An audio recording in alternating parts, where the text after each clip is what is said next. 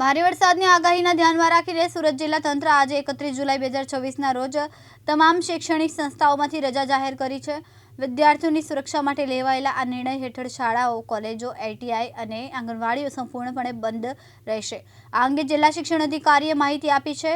હવામાન વિભાગ દ્વારા ભારે વરસાદની આગાહીના પગલે 31 જુલાઈ 2024 શુક્રવારના રોજ સુરત જિલ્લામાં તમામ સરકારી, અનુદાનિત અને ખાનગી શાળાઓ, આંગણવાડીઓ, કોલેજો તથા આઈટીઆઈમાં રજા જાહેર કરવામાં આવી।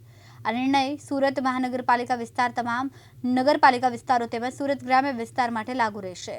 જિલ્લા તંત્રના જણાવ્યા મુજબ વિદ્યાર્થીઓની સુરક્ષાને પ્રાથમિકતા આપીને નિર્ણય લેવામાં આવ્યો। સાથે જ વિદ્યાર્થીઓ સાથે ફરજ બજાવતા શિક્ષકો અને અન્ય કર્મચારીઓ માટે પણ રજા જાહેર કરવામાં આવી।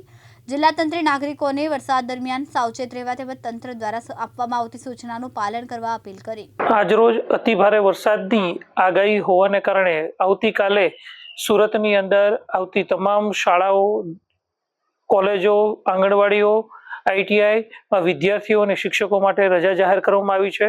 આ ઉપરાંત એવું પણ જણાવવામાં આવ્યું છે કે હવે પછીની આવતી સ્થાનિક રજા હોય કે જાહેર રજાની અંદર વિદ્યાર્થીઓને અભ્યાસક્રમ પૂર્ણ કરવા માટે થઈ શાળાઓએ વિદ્યાર્થીઓને બોલાવીને શિક્ષણ કાર્ય પૂર્ણ કરવાનું રહેશે। આવતીકાલે 31 જુલાઈ 2026ને રોજ કોઈ પણ શાળા શરૂ ન રહે તે માટેની સંપૂર્ણ રીતે તકેદારી રાખવાની રહેશે। મુકેશ ગોરવ, દિવ્યાંગ ન્યૂઝ, સુરત।